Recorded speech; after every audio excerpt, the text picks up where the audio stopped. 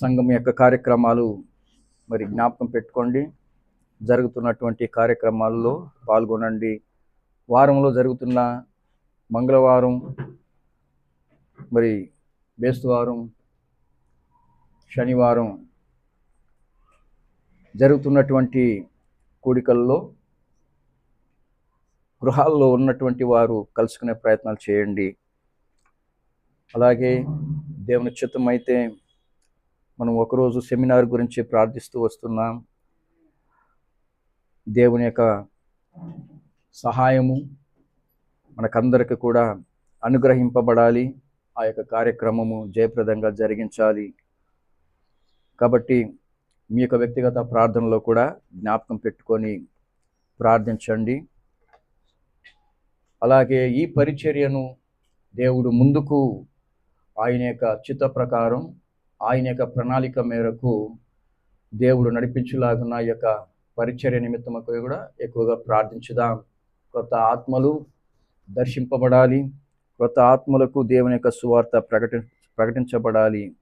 విషయాలను కూడా గుర్తుపెట్టుకొని మరి మీ యొక్క వ్యక్తిగత ప్రార్థనలో కూడా, కుటుంబ ప్రార్థనలలో కూడా జ్ఞాపకం పెట్టుకొని ప్రార్థించండి. మనం వినటం మాత్రమే కాదు, విన్నటువంటి విజ్ఞాపన నిమిత్తమై ప్రార్థించవలసినటువంటి భారం మనకు ఉండాలి.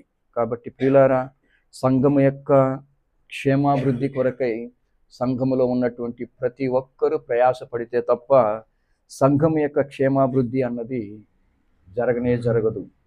మొదటి శతాబ్దంలో సంఘము ప్రారంభించినప్పుడు సంఘములో ఉన్నటువంటి అందరూ కూడా తమ బాధ్యతలను మరి వారు ఏమాత్రము కూడా నిర్లక్ష్యం చేయకుండా వారికి ఇచ్చినటువంటి తలాంతులను బట్టి, వారికి దేవుడు ఇచ్చినటువంటి కృపా వరములను బట్టి సంఘము యొక్క క్షేమాభివృద్ధి నిమిత్తమై వారందరూ కూడా వాడబడ్డారు అని చరిత్ర చెబుతుంది.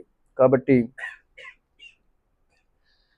ఒకరితో కూడినటువంటి పని కాదు, మనమందరం కలిసికట్టుగా చేస్తే తప్ప దేవుని యొక్క పరిచర్య, దేవుని యొక్క సంఘం యొక్క క్షేమాభివృద్ధి అన్నది మరి జరగటం అన్నది అవకాశం లేదు. కాబట్టి ఈ విషయాలను గుర్తుపెట్టుకోండి.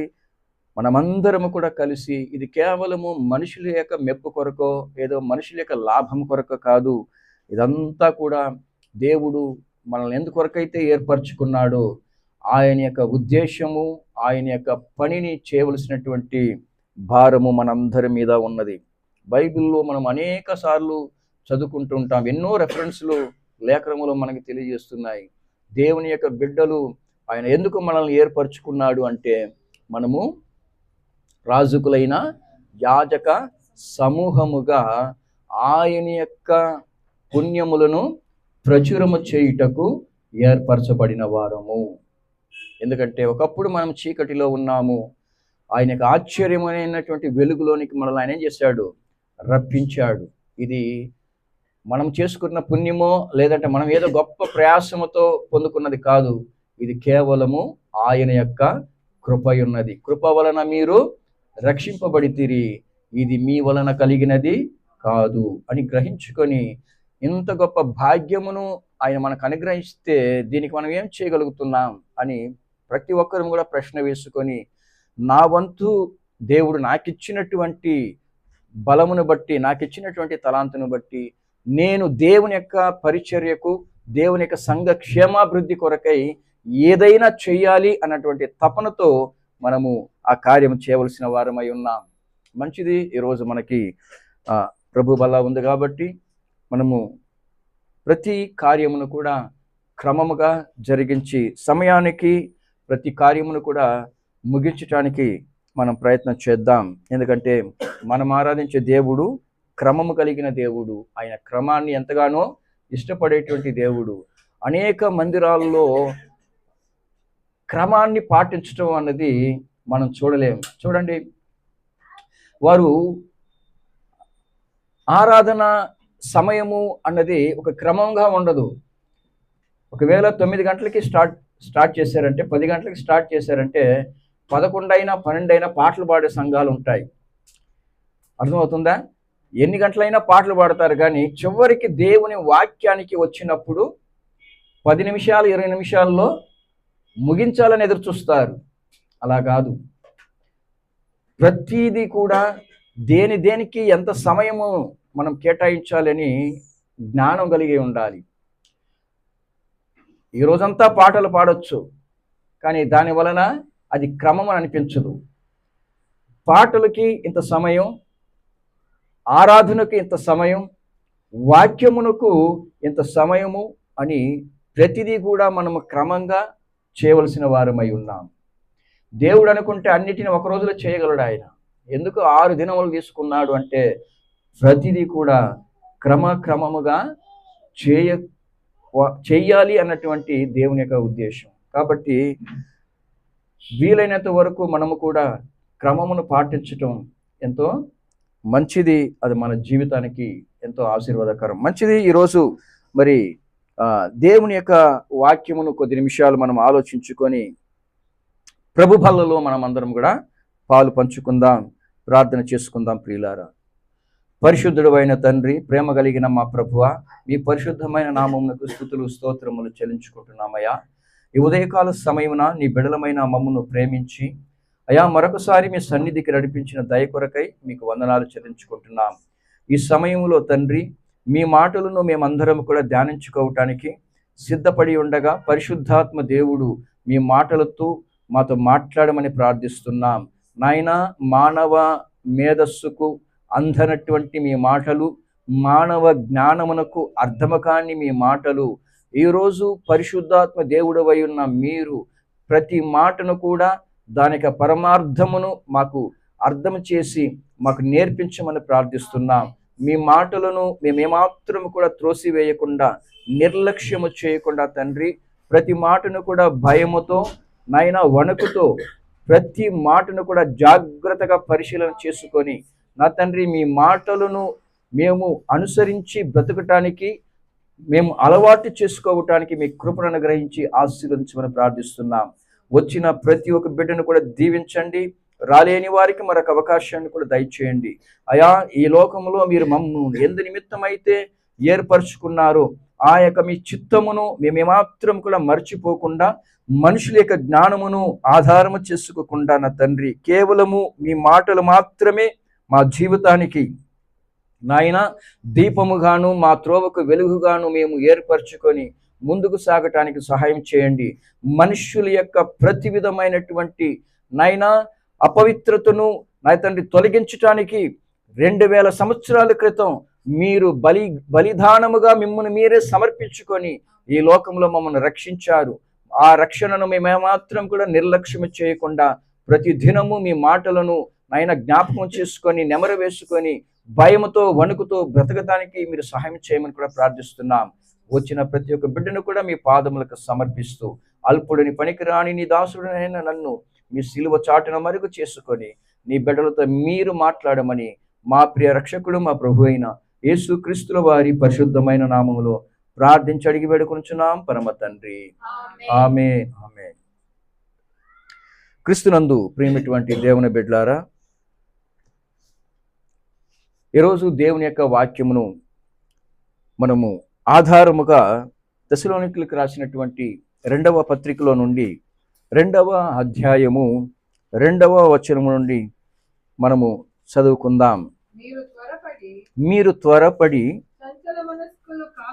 సంచల మనస్కులు కాకుండా వలననియు, బెదరకుండా ఉండవలననియు, మన ప్రభు అయిన యేసుక్రీస్తు రాకడను బట్టి మనము ఆయన యొద్ద కూడుకొనుటను బట్టి మిమ్మును వేడుకొనుచున్నాను.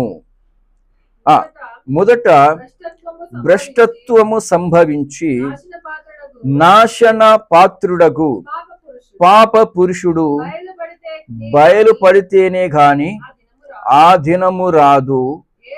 ఏది దేవుడనబడునో, ఏది పూజింపబడునో దానంతటిని ఎదిరించుచు దానికంతటికి పైగా వాడు తన్ను తాను హెచ్చించుకొనుచు తాను దేవునినని తను కనుపరుచుకొనుచు దేవుని ఆలయములో కూర్చుండును గనుక ఏ విధముగానైనను ఎవడును మిమ్మును మోసపరచనీయకుడి. చదవబడిన వాక్యమును దేవుడు దీవించునుగాక. క్రీస్తునందు ప్రేమటువంటి దేవుని బిడ్డలారా, అపోస్తలుడైనటువంటి పౌలు గారు ఈ తెస్సలోనికీయులకు రాసినటువంటి ఈ యొక్క 2వ పత్రికను రాయించినటువంటి సమయము సుమారు క్రీస్తు శకం 51 నుండి 52 సంవత్సరాల కాలంలో ఈ పత్రికను రాస్తున్నాడు. అపోస్తలుడైనటువంటి పౌలు గారు ఈ పత్రికను రాస్తున్నటువంటి ఆ దినములలో క్రైస్తవ సమాజం అంటే క్రీస్తు ఈ లోకానికి వచ్చి ఆయన 33.5 సంవత్సరం బ్రతికి మన కొరకు తన ప్రాణమును పెట్టి ఆయన పునరుద్ధానుడై లేచి సుమారు పునరుద్ధానమును మొదలుకొని పౌలు గారు ఈ పత్రికను రాస్తున్నటువంటి సమయానికి సుమారు ఎన్ని సంవత్సరాలు ఉంటాయి చెప్పండి? 18 సంవత్సరాలు. ఎంతండి? 18 సంవత్సరాలు. ఈ 18 సంవత్సరాల కాలములోనే 18 15 51 52 అంటే ఎన్ని సంవత్సరాలు అయింది? 33.5 సంవత్సరం నుండి 52 సంవత్సరాలకి ఎంత అయింది? 15 సంవత్సరాల? సరే 15 పెట్టుకుందాం. 15 సంవత్సరాలకే ప్రభువు ఈ లోకానికి వచ్చి ఆయన పునరుద్ధానుడై లేచి లోక రక్షకుడు అని రుజువు చేసి వెళ్ళినటువంటి ఆ దినము మొదలుకొని పౌలు గారు ఈ పత్రికను రాస్తున్నటువంటి సమయానికి సుమారు 15 సంవత్సరాలు అని అనుకుంటే 15 సంవత్సరములోనే పరిస్థితి ఎలాగుంది సమాజంలో అంటే క్రైస్తవ సమాజంలో ఎలాగుంది అంటే ఒక మోసకరమైనటువంటి బోధ అప్పటికే క్రైస్తవ సమాజంలోకి ప్రవేశించింది. బాగా అర్థం చేసుకునే ప్రయత్నం చేయాలి ప్రియులారా. ఇక్కడ ఈ తెస్సలోనికలో ఉన్నటువంటి ఈ సంఘములో పరిస్థితిని గురించి పౌలు గారు ఇక్కడ రాస్తున్నారు. సుమారు 15 సంవత్సరాలకే క్రైస్తవుల యొక్క విశ్వాసం అల్లాడిపోయింది అన్నటువంటి పరిస్థితి మనకి ఇక్కడ కనబడుతుంది. క్రైస్తవుల యొక్క విశ్వాసం ఎలాగుంది అంటే ఒక గలిబిలితో కూడినటువంటి ఒక కన్ఫ్యూజన్ స్టేటస్లో ఈ యొక్క క్రైస్తవ సమాజం ఉంది. ఎప్పుడు? సుమారు క్రీస్తు పునరుద్ధానుడై లేచి 15 సంవత్సరాలకే. అంటే బాగా ఆలోచన చేయండి. క్రైస్తవుల్లో ఎలా ఉంది అంటే వారు మరి ఒక కన్ఫ్యూజన్ స్టేటస్లో ఉన్న ఒక గలిబిలితో ఉన్నటువంటి పరిస్థితి అక్కడ కనబడుతుంది. అంటే ఒకవైపు యేసు ప్రభు యొక్క బిడ్డలుగా యేసు ప్రభువుని అంగీకరించినటువంటి విశ్వాసులుగా ఉన్నటువంటి ఈ యొక్క తెస్సలోనికే సంఘము దేనిని ఆరాధించాలి, దేనిని నమ్మాలి, దేనిని విశ్వసించాలనేటువంటి విషయానికి వచ్చినప్పుడు ఒక ప్రశ్న వారిలో మిగిలిపోయింది. కారణం ఏంటి అంటే అప్పటికే క్రైస్తవ సమాజంలోకి ఏం ప్రవేశించింది? అబద్ధపు బోధ ప్రవేశించింది. అంటే ఇప్పటికీ ఈ రోజులో మనం ఉన్నటువంటి ఈ దినాలలో అది ఎంత గొప్పగా ఎదిగి ఉంటుంది, ఎంత విస్తారముగా ఈరోజు విస్తరించి ఉంటుంది అని చెప్పుకోవటంలో ఎటువంటి సందేహము లేదు ప్రియులారా. కారణం ఏంటంటే అందుకే పౌలు గారు అంటున్నారు, మీరు ఏమాత్రము కూడా ఈ పరిస్థితి వచ్చింది కాబట్టి మీరు బెదరకుండా ఏం చేయకండి, త్వరపడి సంచల మనస్కులు కాకండి. మీరు సంచల మనస్కులు కాకండి. సమాజములో మీరు క్రైస్తవ సమాజంలో చూస్తున్నవన్నీ కూడా నిజం కాదు. క్రైస్తవ సమాజములో మీరు చూస్తున్నవన్నీ కూడా సత్యం కాదు. ఇవన్నీ కూడా కేవలము క్రైస్తవులను మోసపరచుటకై ఈరోజు అపవాది మరి దేవుని యొక్క స్థానాన్ని తీసుకొని అపవాది ఎక్కడ కూడా డైరెక్ట్గా వాడు రాడు. అపవాది మనుష్యులను ప్రేరేపిస్తాడు.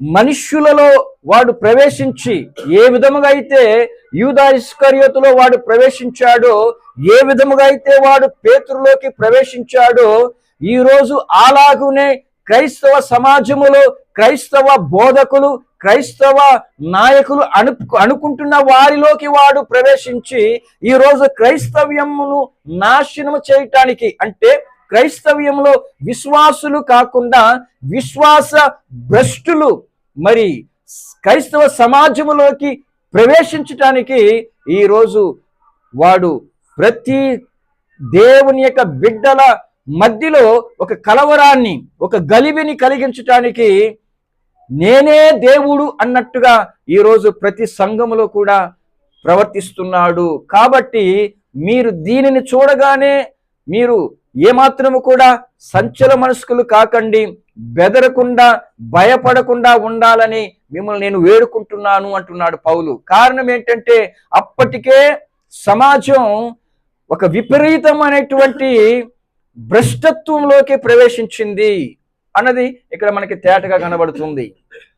అంటే మనుషులు మోసపోతున్నారు. దేనిని చూసి మోసపోతున్నారంటే అబద్ధమును చూసి మోసపోతున్నారు.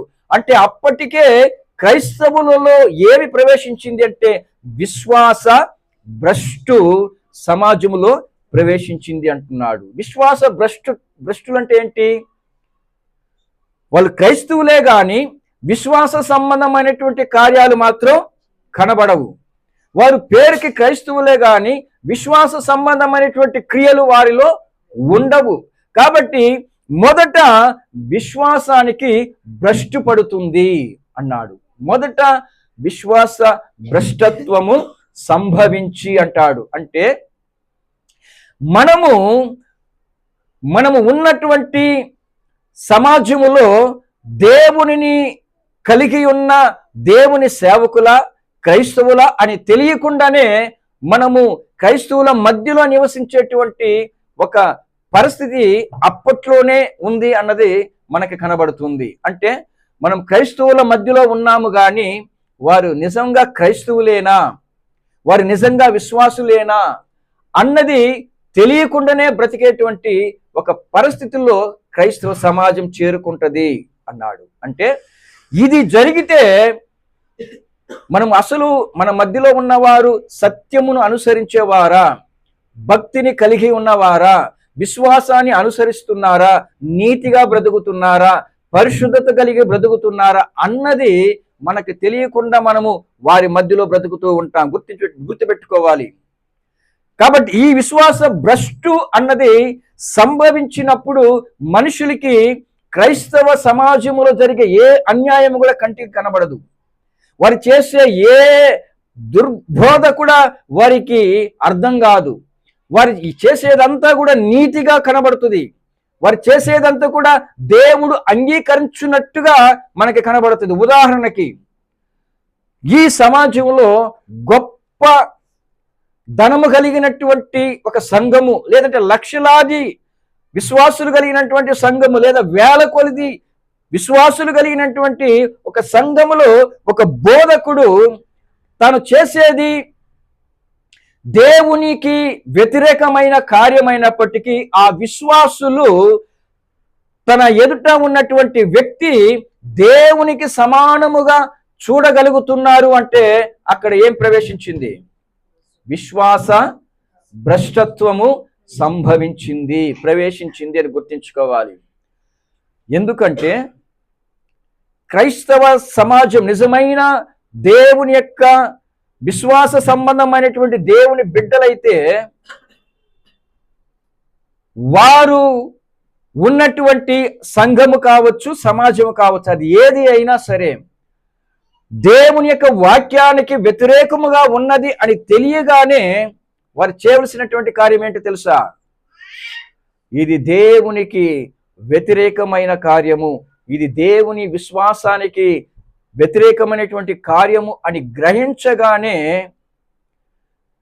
ఒకటి తన ఎదుట ఎవరై ఉన్నా సరే వారిని ప్రశ్నించవలసినటువంటి స్థానంలో వారు ఉన్నారు, లేదా అటువంటి సమాజంలో నుండి దూరమైపోయి వారితో కూడా సహవాసము చేయకుండా ఉండగలగాలి. ఇది నిజముగా దేవుని యొక్క విశ్వాస సంబంధమైనటువంటి దేవుని బిడ్డలు కలిగి ఉండవలనేటువంటి ఒక సంఘము, ఒక సమాజం. అయితే ఏ సంఘములో అయితే తన ఎదుట జరుగుతున్న ప్రతి అవినీతిని, ప్రతి ధర్మానికి విరోధమైనటువంటి కార్యములు చూస్తూ కూడా సహనముతో తాను ఎదుట ఉన్నటువంటి వ్యక్తిని ప్రోత్సహిస్తారో, లేదంటే ఆ వ్యక్తిని దేవునికి సమానముగా భావిస్తారో, వారు ఉన్నటువంటి ఆ సంఘము విశ్వాసములో భ్రష్టు పట్టినటువంటి సంఘము అని గ్రహించుకోవాలి ప్రియులారా. ఈరోజు మనుషులు ఎందుకు దానిని గ్రహించలేకపోతూ ఉన్నారంటే, సంఘములకేం ప్రవేశించింది? విశ్వాస భ్రష్టత్వము ప్రవేశించింది. అందుకే పౌలు అంటున్నాడు, మీ మనస్సులు సంచ మనస్కులు కాకుండా, మీరు బెదరకుండా, భయపడకుండా ఉండాలి అని నేను వేడుకుంటున్నాను. ఎందుకో తెలుసా? సంఘములోకి భ్రష్టత్వము సంభవించును అన్నాడు. ఇది రాస్తున్నటువంటి ఆ మొదటి శతాబ్దములో, సుమారు క్రీస్తు పునరుద్ధానం తర్వాత 15 సంవత్సరాలలోనే మరి సంఘం యొక్క పరిస్థితి ఏ విధంగా ఉందో మనకు అర్థం కావాలి ప్రియులారా. ఇది పౌలు గారు ఈ కార్యము రాయక మునుపే యేసు ప్రభు ఏమన్నాడు అంటే, నేను తిరిగి వచ్చే సమయానికి, ఎందుకంటే ఆయనకే తెలియదు ఆయన పునరుద్ధారణ లేచిపోయి ఎన్ని సంవత్సరాలకి వస్తాడు అన్నది మనిషి కుమారుడికే తెలియదు అన్నాడు. ఒకవేళ ఆయన వెళ్ళి మరుసటి సంవత్సరం వస్తాడేమో ఆయనకి తెలియదు, మరుసటి దినం వస్తాడేమో ఆయనకి తెలియదు. అయితే ఆయన ఏమన్నాడు? మనిషి కుమారుడు వచ్చేటప్పుడు భూమి మీద విశ్వాసమును కనుగొందునాను. ఎందుకన్నాడు? ఆయన ఇంకా మరణించలేదు, ఆయన ఇంకా శ్రమలను పొందలేదు, ఇంకా సిలువకు వేయబడలేదు. వేయబడక మునుపే ఎందుకు ఆ మాట పలికాడు అంటే, ఆయన వెళ్ళిపోయిన తరువాత గొర్రెల మధ్యలోకి గొర్రెల చర్మమును ధరించిన తోడేళ్లు వస్తాయని ఆయనకు ముందుగానే తెలుసు కాబట్టి ఈ మాట అంటున్నాడు. అంటే అలా చదవండి, లూకా రాసిన సువార్త, లూకా రాసిన సువార్త 18వ అధ్యాయము 8వ వచనము. ఆయన మనుష్య కుమారుడు వచ్చినప్పుడు ఆయన భూమి మీద విశ్వాసమును కనుగొనునా అని ఆయన ఈ భూమి మీద ఉన్నప్పుడు చెబుతున్నాడు. అంటే ఆయన తిరిగి వచ్చేది, ఆయన ఎప్పుడు వస్తాడు అన్నది ఆయనకి తెలియదు. అయితే ఈ మాట పలుకుతున్నాడు అంటే దాని అర్థం ఏంటి? ఆయన ఎప్పుడు వస్తాడో తెలియదు. అయితే ఆయన వచ్చే సమయానికి భూమి మీద ఏముండదు? విశ్వాసము అన్నది ఉండదు అన్నాడు. ఎందుకు ఉండదు అన్నాడు అంటే, మనం ఒకవేళ ఆయన పునరుద్ధరణ లేచిపోయి 15 సంవత్సరాలకే క్రైస్తవ సమాజములో ఏమైపోయింది? విశ్వాసము అన్నది లేకుండగా విశ్వాసానికి భ్రష్టు పట్టింది అని మనం చూస్తున్నాం. అప్పుడు యేసు ప్రభువుకి ముందుగానే తెలుసు గనుకయే ఆయన పునరుద్ధరణై లేవక మునిపే ఈ మాటని సమాజంకి తెలియజేశాడు. అంటే ఈరోజు మనం అర్థం చేసుకోవాలి ప్రియులారా, నిజముగా మనం ఉన్నటువంటి ఈ దినాలు ఎటువంటి దినాలు? విశ్వాసులు అని పేరు పెట్టుకొని విశ్వాస సంబంధమైనటువంటి క్రియలు లేకుండా, విశ్వాసానికి విరోధమైనటువంటి నడవడి, విశ్వాసానికి విరోధమైనటువంటి ప్రవర్తన కలిగినటువంటి సమాజంలో మనం బ్రతుకుతున్నాం. అందుకే యేసు ప్రభు అన్నాడు, ఆయన ఉన్నటువంటి దినాలలో మరి ఆనాటి ప్రజలను చూసి ఏమన్నాడంటే, విశ్వాసము లేని మూర్ఖతరము వారులారా అన్నాడు. విశ్వాసము లేని మూర్ఖతరము వారులారా అన్నాడు. కారణం ఏంటంటే, విశ్వాసము లేకుండా బ్రతుకుతున్న ప్రతి తరము కూడా అది మూర్ఖత్వరము. ఒకవేళ మనం అనుకుంటే యేసు ప్రభు ఉన్నటువంటి ఆ మొదటి శతాబ్దంలో బ్రతికిన వారిని గురించి ఆయన అంటున్నాడంటే కాదు. ఆయన ఇంకొక మాట కూడా అన్నాడు, ఈ తరము వారు నేను వచ్చు వరకు కూడా ఉంటారు అన్నాడు. చదవండి లూకా రాసిన సువార్త, క్షమించాలి మత్తయి రాసిన సువార్త 23వ అధ్యాయము 33 నుండి చదువుకుందాం. 23వ అధ్యాయం 33వ వచనం. సర్పములారా, సర్ప సంతానమా,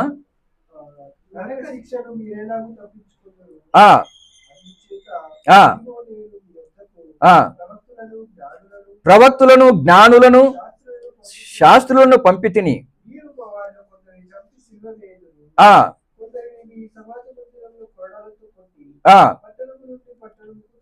తరుముదురు,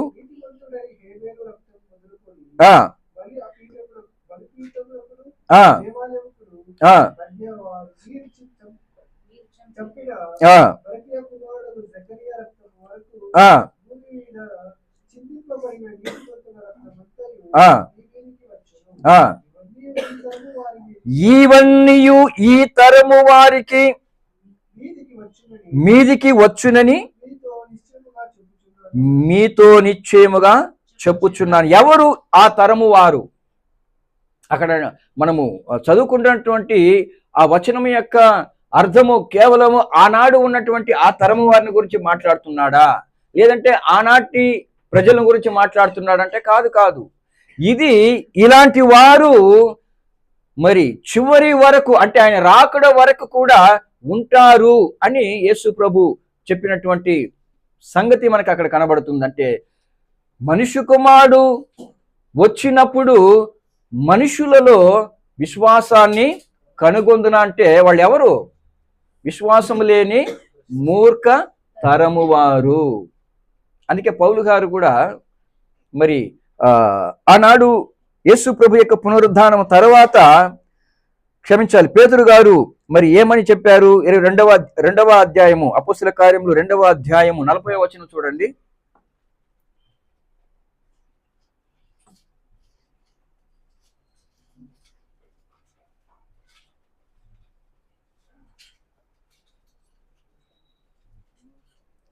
రెండవ అధ్యాయం 40వ వచనం అపోస్తల కార్యములు.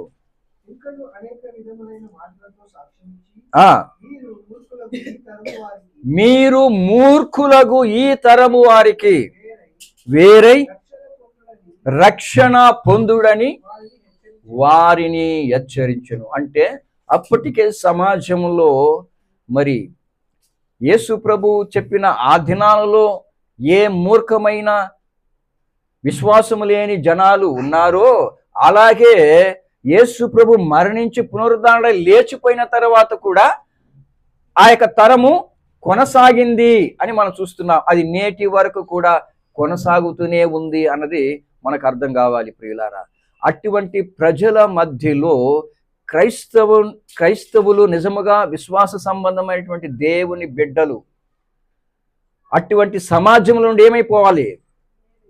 పేతురు ఏమన్నాడు? వేరైపోయి మీరు రక్షణ పొందుడి అన్నాడు. అంటే ఇప్పటి వరకు కూడా ఆ సమాజం, అటువంటి జనాంగం ఇంకా కూడా ఈనాటి వరకు కూడా ఇంకా ఈ సమాజంలో ఉంది అన్నది మనకు అర్థం కావాలి. యేసు ప్రభు ఆయన ఈ భూమి మీద శరీరధారిగా బ్రతికి ఉన్నటువంటి దినము మొదలుకొని పౌలు గారు తెస్సలోనికీయులకి రాస్తున్నటువంటి ఆ కాలము వరకు ఈ తరము వారు, అంటే విశ్వాసము లేని ఈ మూర్ఖ తరము వారు కొనసాగుతూనే ఉన్నారు అన్నది మనకి స్పష్టంగా కనబడుతుంది. మనుష్య కుమారుడు మరలా వచ్చేంత వరకు కూడా ఆ తరము వారు ఉంటారు అని యేసు ప్రభు చెప్పాడు. అంటే యేసు ప్రభు ఇంకా భూమి మీదకి రాలేదు అంటే అలాంటి వారు ఉన్నారంటారా లేరంటారా? ఉన్నారు ప్రియులారా, ఉన్నారు. అందుకే ఇది ఎప్పుడు మరి సమాజం అర్థం చేసుకుంటుంది అంటే మనుష్య కుమారుడు వచ్చినప్పుడు తన శ్వాసతో అపవాదిని నాశనం చేసేంత వరకు కూడా ఈ తరము వారు కొనసాగుతూనే ఉంటారు. అంటే ప్రభువైన యేసుక్రీస్తు అపవాదిని నాశనం చేసేంత వరకు కూడా, అందుకే అంటాడు ఆ నాశన పుత్రుడు బయలుపడితేనే గాని ఏమన్నాడు? తెస్సలోనికీ రాసిన పత్రికలో 3వ వచనము,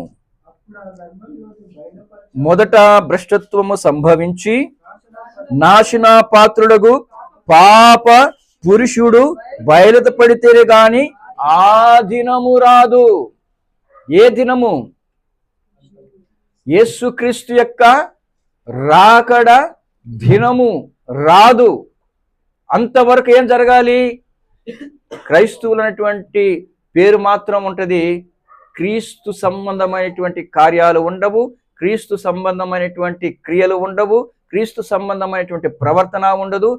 పేరుకి క్రైస్తవులుగా కనబడతారు కానీ విశ్వాసంలో ఏమైపోయి ఉంటారు? వాళ్ళు భ్రష్టులైపోయి ఉంటారు అని చెప్పాడు. ఈరోజు చూడండి, యేసు ప్రభు అన్నట్టు హేబేలు రక్తము మొదలుకొని బరకియ రక్తము వరకు కూడా చిందింపబడటానికి ఏ విధంగా అయితే ఆ మూర్ఖతరము వారు కారుకులయ్యారో, ఈరోజు నీతిగా, న్యాయముగా, ధర్మముగా ఉన్నది ఉన్నట్టుగా చెప్పేటువంటి దేవుని బిడ్డల మీదకి ఈరోజు క్రైస్తవులను పేరు పెట్టుకున్న వారు మరి ఇలాంటి న్యాయముగా, నీతిగా నడుచుకునే వారి మీదకి పగను సాధిస్తారు. అంటే దాని అర్థం ఏమి అంటే, దేవుని వాక్యానుసారంగా మరి సత్యము చెబితే అలాంటి వారిని సమాజం ఏం చేస్తుంది? ద్వేషిస్తుంది. ఎందుకంటే నీతిమంతుడైనటువంటి యేసు ప్రభువునే ద్వేషించింది. అంతేకాదు, నీతిమంతులుగా బ్రతకాలని, నీతిమంతులుగా బ్రతికి దేవుని యొక్క ఉద్దేశమును సమాజానికి తెలియజేసిన వారిని అందరూ కూడా ఏం చేశారు? చంపేశారు అని ప్రభువే అన్నాడు. కాబట్టి అటువంటి సమాజంలో మనం బ్రతుకుతున్నాం అన్నప్పుడు ఇది నిజముగా ఇది ఇంత సులభమైనటువంటి కార్యమైతే కాదు. ఇలాంటి ప్రజల మధ్యలో బ్రతకవలసినటువంటి అవసరము ఉన్నది. కాబట్టి మనం ఎంత జాగ్రత్తగా బ్రతకాలో అర్థం చేసుకోవాలి ప్రియులారా.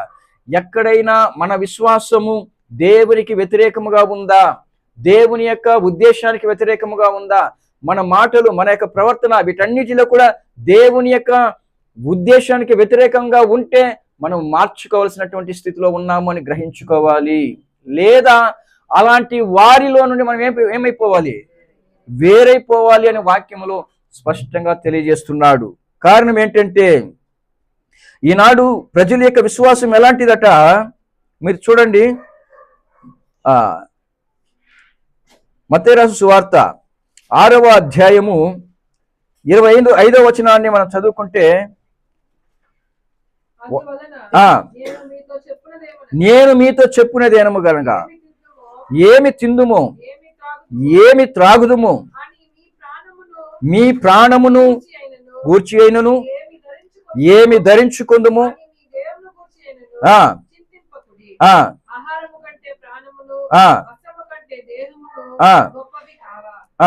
ఆకాశ పక్షులను చూడుడి, అవి విత్తవు, కోయవు, కూర్చుకొనవు, అయినను మీ పరలోకపు తండ్రి వాటిని పోషించుచున్నాడు.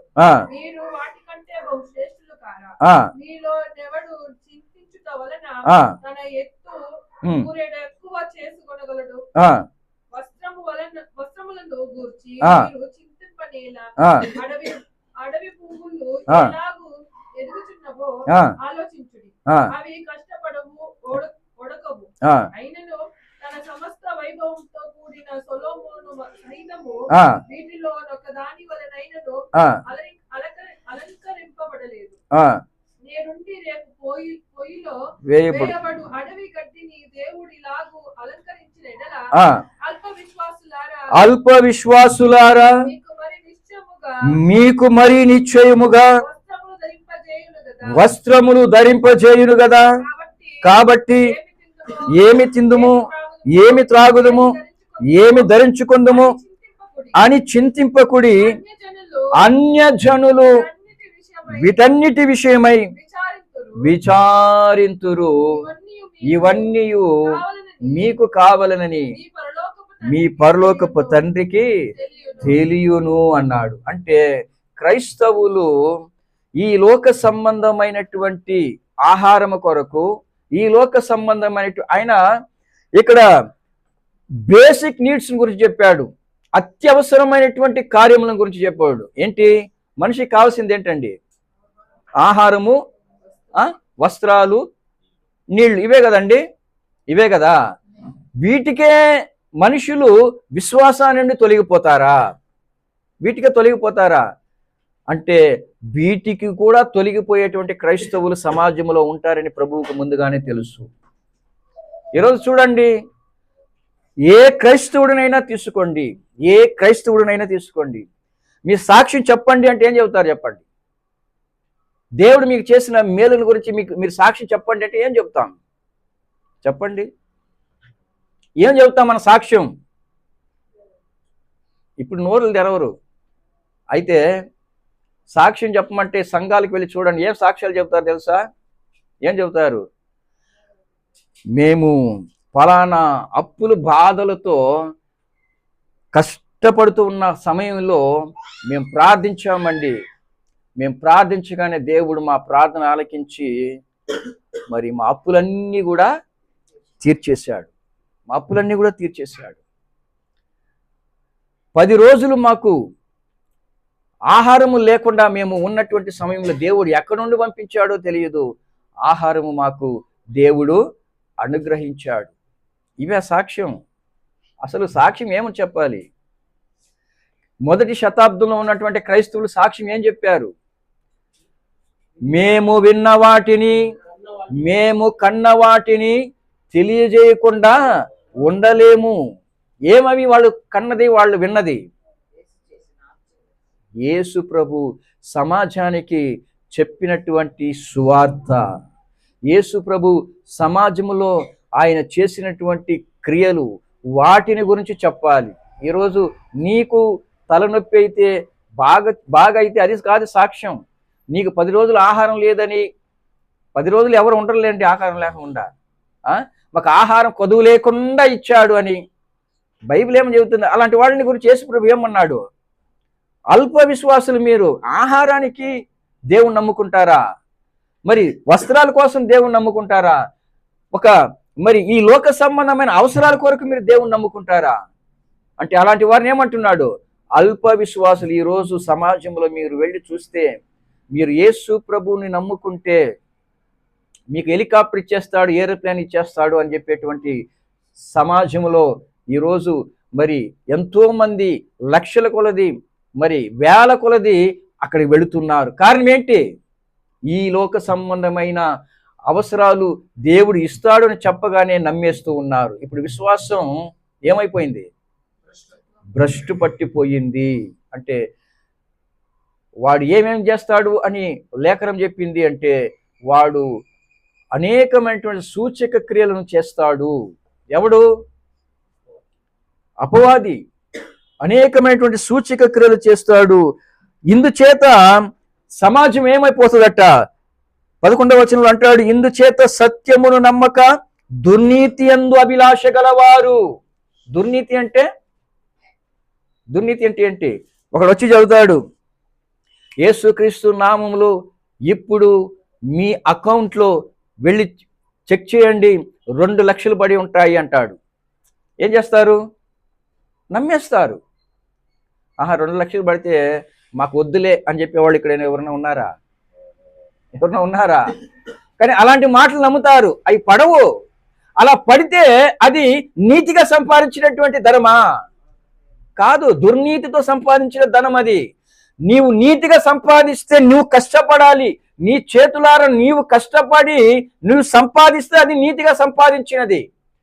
ఎవరిదో ఎక్కడుండో వస్తుంది అంటే ఆ ధనము మంచి దారిలో వచ్చిన ధనము కాకుండా పోతే దాన్ని ఏమంటారు?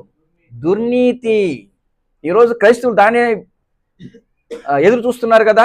మాకు దేవుడు ఏదైనా ఒక ఆశ్చర్యమైనటువంటి కార్యం వెంటనే చేయాలి, వెంటనే మాకు 1,00,000 రూపాయలు రావాలి, వెంటనే మాకు 1,00,00,000 రూపాయలు కావాలని మరి ఆశపడుతున్నారంటే దాన్ని ఏమంటాం? ఇలాంటి వారినే మోసపరుస్తుంది ఈ సమాజం. ఇలాంటి ఆశ కలిగి అలాంటి మరి విశ్వాసముతో ఉన్న వారిని ఈ లోకం ఈరోజు మోసపరుస్తూ ఉంది. ఒక విషయం గుర్తించుకోండి, దేవుడు అనుకుంటే ఎట్టి పరిస్థితిని కూడా మార్చడానికి ఆయన సమర్థుడు. ఆయనకి అసాధ్యమైన కార్యము ఏదీ లేదు. అయితే ఆయన ఏది చేసినా నీతిగా చేస్తాడు, ఆయన దుర్నీతిగా చేయడు. ఏంటి వెంటనే మీ బ్యాంక్ అకౌంట్లో 2 లక్షలు వేయడు ఆయన. అలాంటి దేవుడు కాదు ఆయన. ఎక్కడో అడ్డుదారిలో మీకు డబ్బుని ఇచ్చేటువంటి దేవుడు కాదు ఆయన. ఆయన మీరు కష్టపడి ఇస్సాకు ఏ విధంగా అయితే తన పొలములో విత్తనాన్ని వేశాడో ఆ సంవత్సరమున 100 అతడు పంటను కోసాడా లేదా? కారణం ఏంటంటే అతడు కష్టపడ్డాడు, దున్నాడు, విత్తాడు. ఆ విత్తనాన్ని దేవుడు 100 ఫలింపజేశాడు. మీరు చేసే కష్టాన్ని నీతిగా న్యాయముగా మీరు చేశారంటే దేవుని దానిలో ఉండి మీకు ఫలమునివ్వటానికి ఆయన సమర్థవంతమైన దేవుడు. ఉదాహరణకి చెబుతున్నా, మీరు చేస్తున్నటువంటి ఉద్యోగంలో ఇతరుల కంటే న్యాయముగా ధర్మంగా మీరు కష్టపడ్డారు అంటే, మీకున్నటువంటి శక్తితో మీకున్నటువంటి జ్ఞానంతో మీరున్న ప్రాంతంలో మీరున్న చేస్తున్న ఉద్యోగంలో మీరు కష్టపడ్డారు అంటే మిగిలిన వారి కంటే దేవుడు ఆ స్థానంలో మిమ్మల్ని హెచ్చిస్తాడు. అది జీతం కావచ్చు, ఎందుకంటే మీరు పడ్డారు ఆ కష్టం. ఆ కష్టానికి ప్రతిఫలంగా దేవుడు ఆ స్థలంలో మిమ్మల్ని హెచ్చించడం మాత్రమే కాదు, దానికి తగిన ప్రతిఫలము కూడా ఆయన ఇస్తాడు. ఆయన ఏమాత్రము కూడా అన్యాయం చేయడు. కానీ వేరొక దారిలో మాత్రం ఆయన ఇస్తాడని మాత్రం ఎదురు చూస్తే అది క్రైస్తవ విశ్వాసం కాదు, అది విశ్వాసానికి పట్టిన భ్రష్టు అని గ్రహించుకోవాలి ప్రియులారా. ఈరోజు అలాంటి సమాజంలో అలాంటి ప్రజలే కనబడుతున్నారు. ఎక్కడ చూడండి, అక్కడ ప్రార్థనకి వెళితే మాకు ఆశీర్వాదం ఇచ్చేస్తాడు, అక్కడికి మేము ప్రార్థనకి వెళితే మా జీవితంలో అంతా ఆశీర్వాదమే. ఎలా వస్తుంది ఆశీర్వాదం? ఎలా వస్తుంది? నువ్వు ప్రయాసపడాలి, నువ్వు కష్టపడాలి. నీ యొక్క కష్టానికి తగినటువంటి జీతం తప్పకుండా దేవుడు ఇస్తాడు. పనివాడు జీతానికి పాత్రుడు కాబట్టి. అంతేగాని అడ్డుదారిలో ఏదో వస్తుంది అని చెప్పి నువ్వు అక్కడికి వెళ్ళావు అంటే నీ విశ్వాసానికి భ్రష్టు పట్టడం మాత్రమే కాకుండా అబద్ధమును నమ్మి నీవు దేవుని యొద్ద నుండి దూరం అయిపోయే అవకాశము ఉంది. బైబిల్ అదే తెలియజేస్తుంది. లేఖనం సెలవిస్తుంది, ఇందుచేత సత్యమును నమ్మక దుర్నీతి యందు అభిలాషగా వాళ్ళందరూ శిక్షావిధి పొందుటకై అబద్ధమును నమ్మేస్తారు. అబద్ధమును నమ్మునట్లు మోసము చేయు శక్తిని దేవుడు వారికి పంపుచున్నాడు. ప్రియులారా, ఈరోజు ఇలాంటి వాటి మీద ఎవరైతే ఆశపడతారో, ఇలాంటి వాటి మీద ఎవరైతే నమ్మకం కలిగి ఉంటారో, దేవుడు వారిని మోసము చేసే శక్తికి వారిని అప్పగిస్తాడు అంటున్నాడు. ఒక మనిషిగా మనం గుర్తించవలసింది ఏంటి అంటే, దేవుని బిడ్డలముగా పౌలు అంటాడు, నాకు కష్టం వచ్చినా నష్టం వచ్చినా ప్రభు యొక్క ప్రేమ నుండి ఏది కూడా ఎడబాపలేదు. కష్టమైనా సరే, అది ఒకవేళ నాకు ఉన్నత స్థలమైనా సరే, ఏది కూడా ప్రభు యొక్క ప్రేమ నుండి నన్ను వేరు చేయకూడదు. అది నిజమైన విశ్వాసం. అలాంటి విశ్వాసులే దేవుడు ఎదురు చూస్తున్న దేవుని బిడ్డలు. అలా కాకుండా కేవలం ఈ లోక సంబంధమైనటువంటి ఆశీర్వాదాలు అనేటువంటి పేరుతో మోసపరిచేటువంటి ప్రజలను నమ్మి, మోసపరిచేటువంటి బోధకులను నమ్మి మీరు మోసపోకూడదు. దేవుని యొక్క వాక్యము ఎప్పటికీ కూడా అది మారదు ప్రియులారా. దేవుని యొక్క వాక్యము చెప్పిందే సత్యము, మనుషులందరూ కూడా అబద్ధికులు అని లేఖనం స్పష్టంగా తెలియజేస్తుంది. కాబట్టి మన జీవితంలో దేవుని యొక్క వాక్యమును అనుసరించి మన జీవితాన్ని కట్టుకోవటానికి ప్రయత్నం చేయాలి. దేవుని వాక్యానికి వ్యతిరేకముగా మనం ఎక్కడ ఏది చూసినా వెంటనే ఆ గుంపు నుండి బయటికి రావటం ఉత్తమం. అలాంటి ప్రజల నుండి బయటికి రావటం మనకి మంచిది. లేని ఎడల మనము కూడా వారితో పాటు ఏమైపోతామంట, శిక్షావిధి పొందుటకై మనం అబద్ధమును నమ్మే ఒక పరిస్థితి వస్తుంది. అబద్ధమును నమ్మే పరిస్థితి వస్తుంది. కాబట్టి మనం జాగ్రత్త పడాలి ప్రియులారా. ఎందుకంటే పౌలే ఏమంటాడు చూడండి, 1 కొరింథీయులకు రాసిన పత్రికలో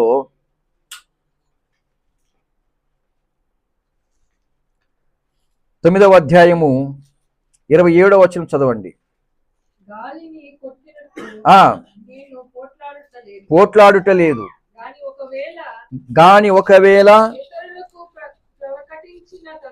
ఇతరులకు ప్రకటించిన తరువాత నేనే భ్రష్టుడైపోదునేమో నేనే భ్రష్టుడనైపోదునేమో అని నా శరీరమును నలుగగొట్టి నా శరీరమును నలగగొట్టి దానిని దానిని లోపరుచుకొనుచున్నాను అంటాడు. ఇతరులకు ప్రకటించిన తరువాత ఏంటి ఆయన ప్రకటించింది? విశ్వాసమును గురించిన సంగతులను ఇతరులకు ప్రకటించిన తరువాత నేనే భ్రష్టుడినై పోదునేమో అని నా శరీరమును నా శరీరమును నలగగొట్టుకొని దానిని లోపరుచుకొనుచున్నాను అంటాడు. మనిషికి ఈ భూమి మీద బ్రతికి ఉన్నంత కాలము మనిషికి కోరికలు ఎక్కడి నుండి వస్తాయండి? ఎక్కడి నుండి వస్తాయి? శరీరంలో నుండే కదండి. అంతే కదా. ఈ శరీరానికి కదా మంచి వస్త్రాలు వేసుకోవాలి, ఈ శరీరానికి కదా మంచి ఆహారం తినాలి, ఈ శరీరానికి కదా మంచి బెడ్ మీద పడుకోవాలి, ఈ శరీరానికి కదా మంచి చల్లని ఏసీలో ఉండాలి, ఈ శరీరానికి కదా మంచి నొప్పి లేకుండా వాహనంలో వెళ్ళాలి. ఇవన్నీ కూడా దేనికి? ఈ శరీరానికే కదా. అందుకే అంటాడు పౌలు, ఒకవేళ ఇతరులకు నేను విశ్వాసమును గురించి ప్రకటించిన తరువాత నేనే భ్రష్టుడినై పోదునేమో అని నా శరీరాన్ని నలగగొట్టుకొని దానిని లోపరుచుకుంటున్నాను అంటాడు. ప్రియులారా, మన శరీరంని మనము ఎంతవరకు కూడా మన అదుపులో ఉంచుకుంటామో మనము కోరికలు లేకుండా బ్రతకటానికి అది మనకి మంచి ఒక అనుభవాన్ని కల్పిస్తుంది. గుర్తుపెట్టుకోండి, మనము యేసు ప్రభువుని నమ్ముకునేది ఇతరుల అన్యులకే ఏంటి? అన్ని జనులకి ఏముంటాయి? మంచిగా తినాలి, మంచిగా వస్త్రాలు ధరించాలి, మంచిగా జీవించాలి, అంటే సుఖంగా లోకంతో మరి కలిసి బ్రతకాలి అన్నది అన్యులకి. కానీ యేసు ప్రభువుని నమ్మినటువంటి దేవుని బిడ్డలకి ఏముండాలో తెలుసా?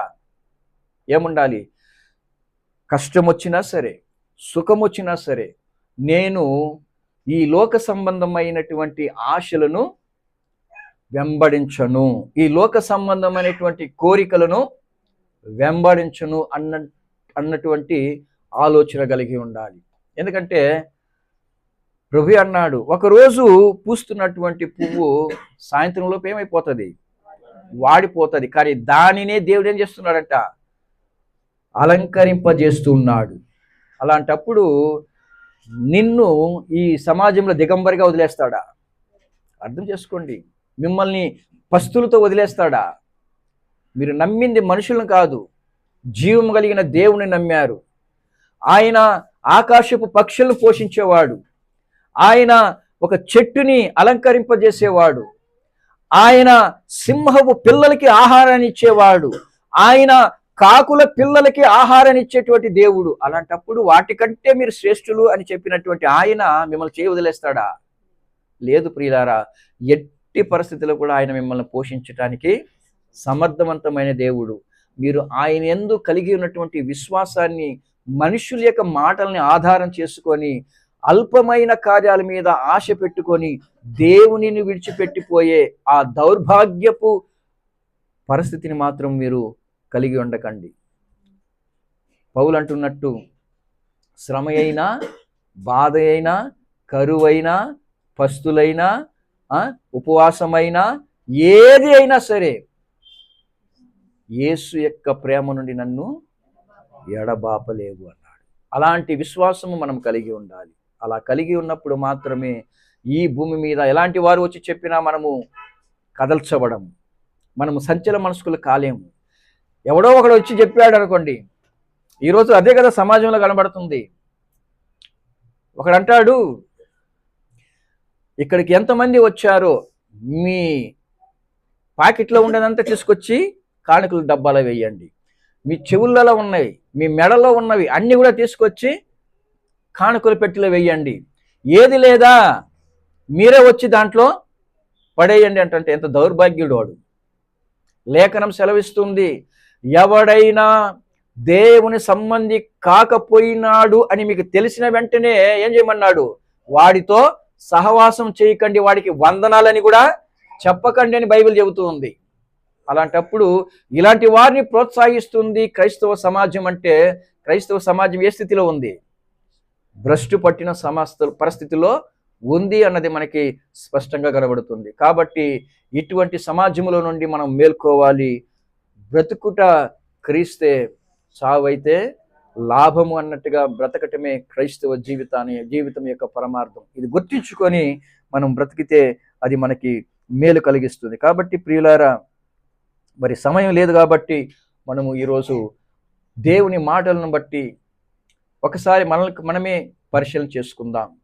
మన జీవితం నిజముగా ఆయన రాకడలో, ఆయన వచ్చినప్పుడు నా విశ్వాసాన్ని బట్టి నేను ఆయనను చూడగలుగుతానా? నా విశ్వాసాన్ని బట్టి ఒకవేళ ఆయన రాకడకు ముందు నేను ఈ లోకాన్ని విడిచిపోతే నేను ఆయన ఎదుర్కొంటానా అన్నటువంటి ఆలోచన మనం చేయవలసిన వారమై ఉన్నాం. మనం ఏ స్థితిలో ఉన్నాం? నా విశ్వాసం నిజముగా ఆయన కోరుకుంటున్నటువంటి స్థితిలో ఉందా, లేదంటే నా విశ్వాసానికి భ్రష్టు పట్టిందా? నేను మనుషుల మీద ఆధారపడి ఉన్నానా, లేదా దేవుని మీద ఆధారపడి ఉన్నానా? మనుషుల యొక్క మాయపు మాటలకి నేను నా మనసుని సంచల స్థితిలో ఉందా, లేదంటే స్థిరమైన స్థితిలో ఉందా అని గుర్తించుకోవాలి. రేపు ఎవడో ఒకడు వచ్చి ఏదో ఒక అబద్ధం చెబితే నమ్మే స్థితిలో ఉన్నావా, లేదా దేవుని వాక్యం చెబుతున్న దానిని బట్టి లేదు, వాడు చెబుతున్నది దేవుని వాక్యానికి విరుద్ధంగా ఉంది, నేను వాక్యాన్ని నమ్ముతాను కాబట్టి వాక్యమే సత్యము అని నీవు దేవుని వాక్యాన్ని వెంబడిస్తావా? ఏది అన్నది మనం గ్రహించుకోవాలి. కాబట్టి ఈరోజు దేవుని యొక్క వాక్యమును విన్నటువంటి మనము ఏ స్థితిలో ఉన్నామో ఒకసారి మనల్ని మనం పరిశీలించుకుందాం ప్రియులారా. ప్రభు అంటాడు, ఈ లోకాన్ని ఎవరైతే ప్రేమిస్తారో, ఈ లోకంలో ఉన్న వాటిని ఎవరైతే ప్రేమిస్తాడో వారు నాకు పాత్రుడు కాడు అని చెప్పాడు. దీనిని బట్టి నీవు దేవునికి ఇష్టడవై ఉండాలి అంటే విశ్వాసం కలిగి ఉండాలి. ఏది ఆ విశ్వాసం అంటే, ప్రభు అయిన యేసుక్రీస్తు నాకు ఏదైతే నేర్పించాడో, ఏదైతే బోధించాడో, దేనినైతే నాకు తెలియజేశాడో ఆ మార్గంలో నుండి నేను తొలగిపోకుండా, కష్టాలు వచ్చినా, నష్టాలు వచ్చినా, బాధలు వచ్చినా, ఏవి వచ్చినా ఆయన మార్గం నుండి తొలగిపోకుండా ఆయన అడుగుజాడలను అనుసరించి నేను నడుచుకుంటాను అన్నటువంటి తీర్మానముతో మనము ఈరోజు దేవుని మాటను బట్టి ప్రతి ఒక్కరము కూడా మనల్ని మనం